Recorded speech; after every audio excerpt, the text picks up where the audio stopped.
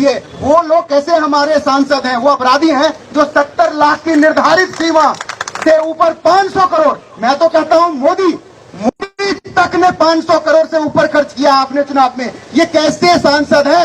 ये अपराधी है, और अपराधी कैसे संसद में बैठ सकता है? इसको जूते मार के तिहाड़ जेल भेजा जाना चाहिए।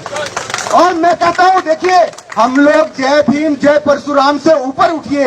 इंसानियत से बड़ा कोई धर्म नहीं है।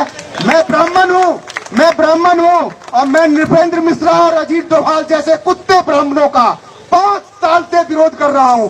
ये दोनों इतने बड़े कमीने हैं कि इन दोनों ने नरेंद्र मोदी जैसे और अमित शाह जैसे कुत्तों को ताकत दिया है जो हमें लूट रहे हैं। आप लोगों को पता नहीं है कि 44 निर्दोष जवानों की पुलवामा में हत्या करा दी गई, प्रायोजित हत्या।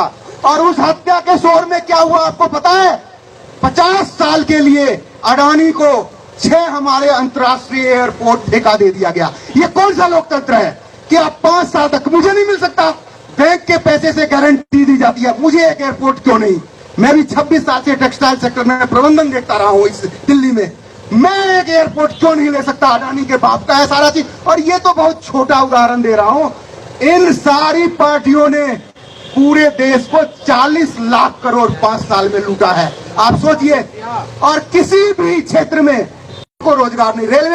रेलवे के जितने प्रोजेक्ट हैं वो 3 लाख करोड़ ओवर बजट। ये क्या है? लूट है। ये सिर्फ लूट है, और उसी लूट के धन से ये पूरा चुनाव प्रायोजित करते हैं। पैसे का पूरा मैकेनिज्म हो गया है। आपको इतना मजबूर किया जा रहा है कि आप इनके खिलाफ बोलने की शक्ति ना रखें। आंदोलन क्यों दम तोड़ रही है? लोगों के पास पैसा नहीं है। पहले मैं इंडिया अगेंस्ट करप्शन का फाउंडर मेंबर रहा हूं। मुझे लगता है कि सबसे बड़ा दोषी अरविंद केजरीवाल है।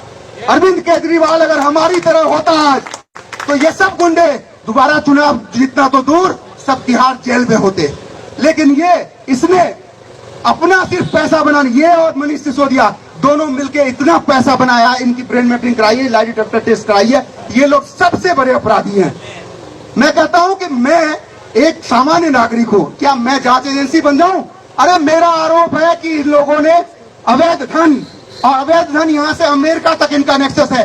ज्यादातर, अभी सुनील अरोड़ा रिटायर्ड IAS है, और मैं आपको बता दूं, चाणक्य टुडे का मालिक BK बजाज RNV रिसर्च का मालिक है।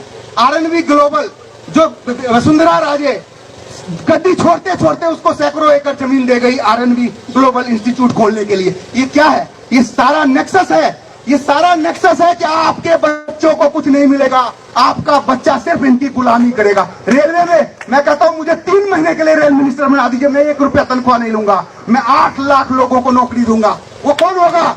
दलित होगा, वो हमारा गरीब हिंदू होगा, हमारा गरीब सवर्ण होगा।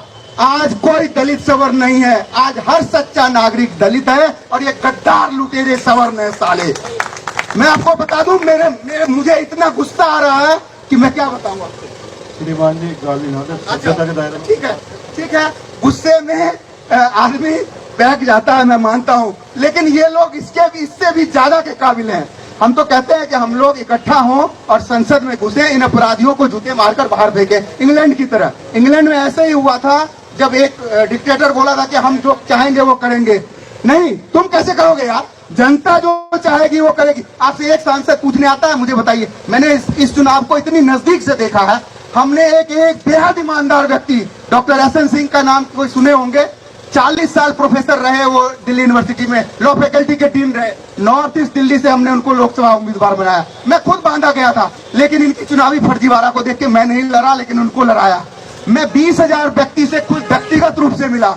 मनोज तिवारी को 1 से 2% लोग को छोड़ दें, बाकी सब गाली दे रहे थे कि यार सपना चौधरी को लेके ये घूम रहा है, इसको कौन वोट देगा? और वो 8 लाख वोट पा गया। शर्म की बात है। ये पूरा का पूरा फर्जीवाड़ा नहीं, एकदम से महाअपराध है, और ये सारे अपराधी हैं। इनको जूते मारकर बाहर भेजिए।